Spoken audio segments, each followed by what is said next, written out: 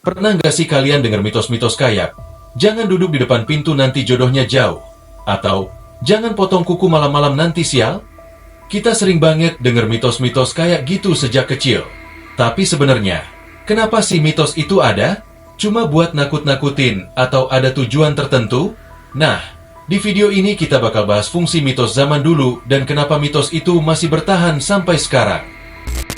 Okay, let's go.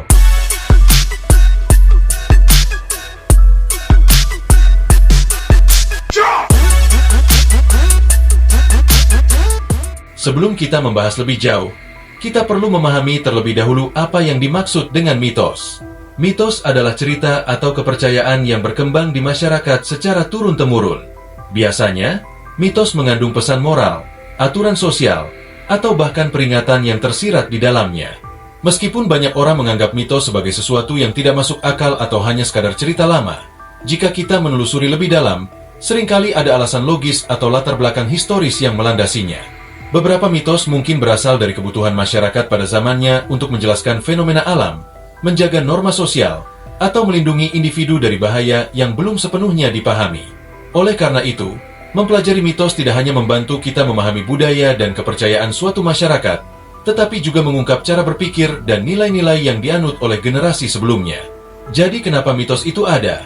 Dan orang zaman dahulu menciptakannya, inilah beberapa alasan yang masuk akal. Pada zaman dulu, sebelum adanya internet atau buku bacaan yang mudah diakses, masyarakat menggunakan mitos sebagai sarana untuk mengajarkan nilai-nilai kehidupan kepada generasi muda. Mitos bukan sekadar cerita karangan tanpa makna, melainkan alat pendidikan yang efektif untuk menyampaikan etika, sopan santun, serta aturan hidup dalam masyarakat. Contohnya, mitos yang mengatakan, jangan duduk di depan pintu nanti jodohnya jauh. Sekilas, pernyataan ini terdengar seperti tahayul yang tidak masuk akal. Namun, jika kita telah lebih dalam, mitos ini sebenarnya mengajarkan tentang pentingnya menjaga keteraturan dan kesopanan. Duduk di depan pintu bisa menghalangi orang yang ingin keluar atau masuk rumah, yang tentu saja dapat mengganggu kenyamanan dan kelancaran aktivitas di dalam rumah. Dengan menyampaikan peringatan dalam bentuk mitos, orang tua zaman dulu berusaha menanamkan kebiasaan baik tanpa harus memberikan penjelasan yang panjang lebar, sebuah cara efektif untuk mendidik anak-anak sejak dini. Selain itu, banyak mitos lainnya yang memiliki tujuan serupa, seperti mitos tentang tidak boleh menyapu rumah pada malam hari karena bisa membawa kesialan. Dalam kenyataannya, mitos ini mungkin muncul untuk mengingatkan bahwa menyapu dalam kondisi gelap bisa menyebabkan kotoran tidak benar-benar bersih atau bahkan berisiko menyebabkan kecelakaan.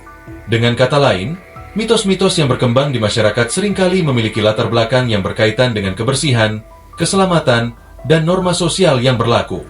Mitos memang sering dianggap sebagai cerita yang tidak masuk akal, tetapi jika ditelah lebih jauh, banyak diantaranya memiliki logika tersendiri yang bertujuan untuk menjaga ketertiban, keamanan, dan kesejahteraan dalam kehidupan bermasyarakat. Banyak mitos yang sebenarnya bertujuan untuk melindungi manusia dari berbagai bahaya, meskipun cara penyampaiannya menggunakan cerita-cerita mistis atau tokoh legendaris. Salah satu contohnya adalah mitos yang mengatakan, jangan berenang di laut saat maghrib, nanti ditarik Nyi Roro Kidul. Sekilas, mitos ini terdengar seperti kisah horor yang menakutkan. Tetapi jika kita analisis lebih dalam, ada alasan logis yang mendasarinya. Pada waktu maghrib atau senja, kondisi laut seringkali menjadi lebih berbahaya.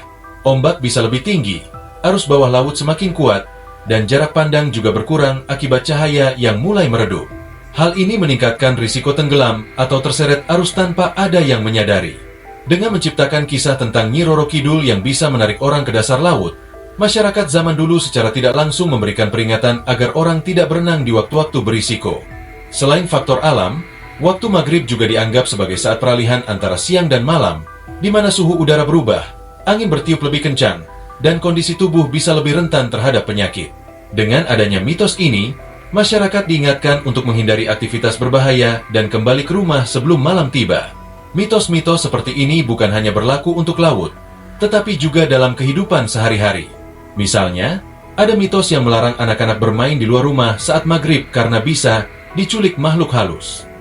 Jika kita lihat dari perspektif logis, hal ini bisa dimaknai sebagai upaya untuk menjaga anak-anak agar tidak bermain terlalu lama di luar rumah, terutama saat pencahayaan mulai berkurang dan risiko tersesat atau mengalami kecelakaan meningkat.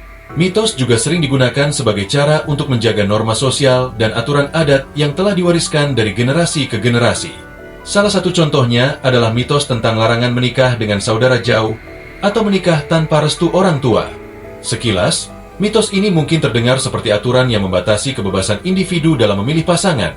Tetapi jika ditelaah lebih dalam, ada alasan sosial dan budaya yang melatar belakanginya. Dalam banyak masyarakat tradisional, keluarga memiliki peran yang sangat penting dalam kehidupan seseorang. Hubungan kekeluargaan bukan hanya sekadar ikatan darah, tetapi juga mencerminkan kesatuan sosial yang harus dijaga keharmoniannya. Larangan menikah dengan saudara jauh seringkali berakar pada kekhawatiran bahwa pernikahan di dalam lingkup keluarga besar bisa menyebabkan konflik kepentingan, memperumit pembagian warisan, atau bahkan memperlemah hubungan sosial antar keluarga. Dengan adanya mitos ini, masyarakat didorong untuk mencari pasangan di luar lingkup keluarga mereka, sehingga hubungan sosial bisa lebih luas dan beragam. Sementara itu, mitos tentang larangan menikah tanpa restu orang tua bertujuan untuk menanamkan pentingnya penghormatan terhadap keluarga dan menjaga keseimbangan dalam kehidupan berumah tangga. Dalam banyak budaya, restu orang tua dianggap sebagai salah satu faktor penting dalam kesuksesan pernikahan. Orang tua biasanya memiliki pengalaman hidup yang lebih luas dan dapat menilai apakah pasangan anaknya cocok atau tidak.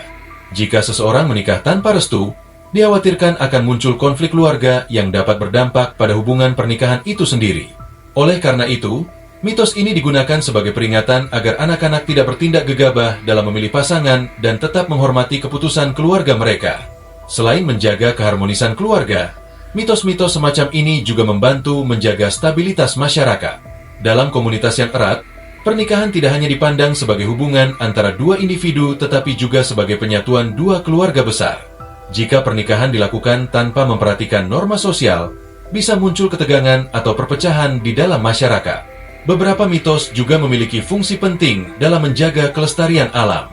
Salah satu contohnya adalah mitos yang mengatakan, jangan menebang pohon besar sembarangan, nanti kena kutukan. Sekilas, mitos ini terdengar seperti ancaman supranatural. Tetapi jika kita melihatnya dari perspektif lingkungan, mitos ini sebenarnya merupakan cara tradisional untuk mengajarkan pentingnya menjaga keseimbangan alam dan mencegah eksploitasi sumber daya secara berlebihan. Pada zaman dahulu, sebelum ada ilmu ekologi yang terstruktur, masyarakat memahami bahwa menebang pohon besar tanpa pertimbangan bisa menyebabkan dampak buruk bagi lingkungan. Pohon besar seringkali menjadi habitat berbagai jenis hewan, menjaga kesuburan tanah, serta berperan dalam menjaga keseimbangan ekosistem. Jika pohon ditebang sembarangan, bukan hanya ekosistem yang terganggu, tetapi juga bisa meningkatkan risiko bencana alam seperti tanah longsor, banjir, dan kekeringan. Mitos tentang kutukan akibat menebang pohon secara sembarangan bertujuan untuk memberikan efek jera agar masyarakat tidak sembarangan merusak alam. Ancaman mistis ini membuat orang berpikir dua kali sebelum menebang pohon, sehingga mereka lebih berhati-hati dan hanya melakukannya jika benar-benar diperlukan. Beberapa budaya bahkan memiliki tradisi khusus sebelum menebang pohon, seperti melakukan ritual permohonan izin kepada alam atau memilih pohon tertentu yang boleh ditebang agar keseimbangan ekosistem tetap terjaga. Jadi, mitos zaman dulu itu bukan cuma sekadar buat nakut-nakutin, tapi punya tujuan tertentu, seperti melindungi, mendidik, dan menjaga budaya. Meskipun nggak semuanya bisa dibuktikan secara ilmiah, kita tetap bisa menghargai mitos sebagai bagian dari warisan budaya kita. Nah, gimana menurut kalian? Apakah kalian masih percaya mitos atau lebih memilih buat mencari fakta di baliknya? Atau ada mitos unik dari daerah kalian yang masih sering dipercaya? Tulis di kolom komentar ya. Jangan lupa like, share ke teman-teman kalian, dan subscribe buat dukung channel ini terus berkembang. Sampai jumpa di video selanjutnya.